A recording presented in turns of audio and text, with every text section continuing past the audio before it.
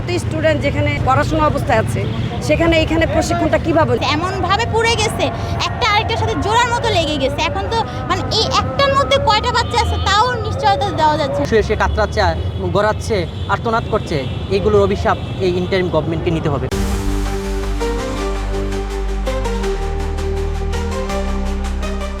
রাজধানীর উত্তরায় প্রশিক্ষণ বিমান বিধ্বস্তে পাইলট শিশুসহ প্রাণ হারান অনেকেই, আহত হয়েছেন শতাধিক মানুষ। উত্তরার এই ঘটনায় কি ভাবছে সাধারণ মানুষ সেটি জানার চেষ্টা করব বাংলা নিউজের বিশেষ এই আয়োজনে। আপনারা দেখছেন বাংলা নিউজ 24-এর বিশেষ আয়োজন মত দ্বিমত, সঙ্গে আছি আমি রুহুল আমিন।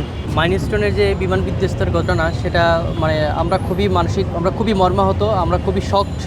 এরকম ঘটনা দেখার জন্য আমরা কখনোই প্রস্তুত ছিলাম না। আসলে সত্যি কথা বলতে কি, প্রতিনিয়ত বাংলাদেশে যে ঘটনাগুলো ঘটছে একের পর এক, এগুলো কোনো কিছুর জন্য আমরা প্রস্তুত না। এই অদক্ষ অযোগ্য ইন্টারিম গভর্নমেন্ট এর অদূরদর্শিতার জন্য, তাদের এই অবহেলা অবজ্ঞার জন্য আজকে একের পর এক ঘটনা ঘটছে। আপনি আজকে মাইলস্টোনের যে ঘটনা, কতগুলো তাজা প্রাণ ঝরে গেল, কতগুলো মায়ের বুক খালি হলো, কতগুলো ভাই বোনরা হাসপাতালে শুয়ে কাতরাচ্ছে, গড়াচ্ছে, আর্তনাদ করছে, এইগুলোর অভিশাপ এই ইন্টারিম গভর্নমেন্টকে নিতে হবে। আজকে কোনো একটি যুদ্ধবিধ্বস্ত বিমান চালানোর জন্য তার ফিটনেস সহ আরও অনেক কিছু চেক আপের প্রয়োজন হয়। তাছাড়া পাইলটের অনেক কিছুর টেস্টে অনেক কিছু প্রয়োজন হয়। তো এরকম একটা অবস্থায় কী করে একটা বিমানকে দিয়ে, এরকম একটা পাইলটকে দিয়ে তারা এরকম একটা বিমান চালাতে হলো? তাছাড়া ঢাকার মতো এত ঘনবসতির জায়গায় কীভাবে এই যে বিমান প্রশিক্ষণের কাজ করে, সেই বিষয়টা আমাদের সেটা আর আমরা বুঝে আসে না। ঢাকাতে প্রশিক্ষণের তো কোনো জায়গাই না, তাও সেই কাজটা করলো, যার কারণে তাদের অবহেলা অবজ্ঞার ফলে এই ঘটনা ঘটছে। একের পর এক বাংলাদেশের যে ভয়ঙ্কর অবস্থা তৈরি হচ্ছে, এইগুলোর পিছনে আমরা ইন্টারিম গভর্নমেন্টে দায়ী করছি এবং আমরা দাবি জানাচ্ছি দ্রুত যেন এদের অবজ্ঞার ফলে তারা যেন দ্রুত তাদের পদত্যাগ করে। যে বিষয়টা পরিকল্পিত কিনা এটা তো আসলে তদন্তের আগে বোঝা সম্ভব না। আর বিষয়টা হলো এরকম একটা জায়গার মধ্যে যেখানে স্কুল পাচ্ছে, সেখানে একটা প্রশিক্ষণের ব্যবস্থাটা কিভাবে হলো, এটাই আমার কাছে মনে হয় যে এটা একটা বিবেচনাধীন। একটা স্কুলের সামনে বা যেখানে জানতেছে সবাই যে তাদের তো রোডম্যাপ আছে, তাদের একজন লেফটেন্যান্ট তো উনি তো আর রোডম্যাপ ছাড়া তো আর প্লেনটা ছাড়ে নাই, বিমানটা ছাড়ে নাই। তো সেক্ষেত্রে আমি মনে করবো যে এখানে একটা স্কুল কলেজ যেখানে উপস্থিত বহমান, সেই স্কুলটা তো নতুন না, যে নতুন জানে না এমন কিছু না।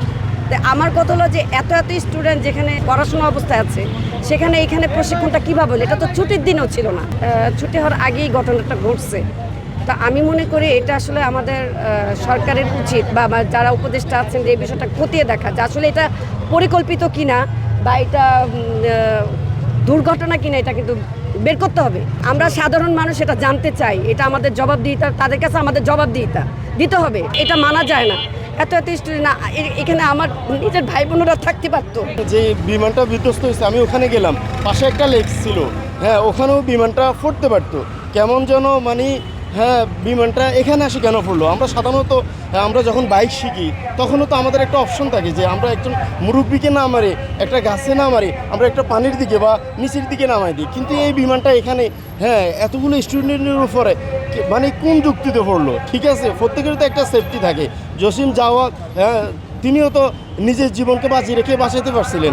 তাই আমার পুরা দেশবাসীর কাছে একটা প্রশ্ন যে এরকম সিচুয়েশন যাতে করে ভবিষ্যতে না হয়, এবং এইটা বিমান ট্রেনিং, এটা আমি বলবো যে আমাদের নোয়াখালীতে সমুদ্র এলাকা, ওখানে আপনারা দিতে পারেন। ওখানে সমুদ্রের উপরে যা কিছু হবার সমুদ্রের উপরে হবে। কালকে যে ঘটনাটা ঘটলো, আমরা কেউই অনিশ্চিত ছিলাম, একদম সবাই অনিশ্চিত ছিলাম যে এগুলো হওয়ার কোনো কথাই ছিল না, প্লেন আসবে এবং এরকম ভাবে হচ্ছিল গিয়ে একটা, তাও কি বাচ্চাদের ক্লাসের মধ্যে এসে এরকম একটা দুর্ঘটনা ঘটবে। লাশের সংখ্যা এখন আমি কি বলবো, এমনভাবে ঘটনাটা ঘটেছে। আপনার যে বিমান চালক ছিল উনি তো পোড়া মুরগির মতো, আমি যেটা দেখলাম পোড়া মুরগির মতো একদম হয়ে গেছে। তার চেহারা তো থাক দূরের কথা, তাকে কীভাবে শনাক্ত করা হবে তাও কোনোভাবেই করা যায়নি। তো বাকি যারা আছে তাদের কথা আমি কিভাবে নিশ্চয়তা দিব যে এতগুলো হয়েছে? কারণ একটা ক্লাসের মধ্যে বাচ্চা তো কম থাকে না, অনেকগুলো বাচ্চারাই থাকে, একটার উপর আরেকটা হয়ে গেছে, এমনভাবে পুড়ে গেছে, একটা আরেকটার সাথে জোড়ার মতো লেগে গেছে। এখন তো এই একটার মধ্যে কয়টা বাচ্চা আছে তাও নিশ্চয়তা দেওয়া যাচ্ছে।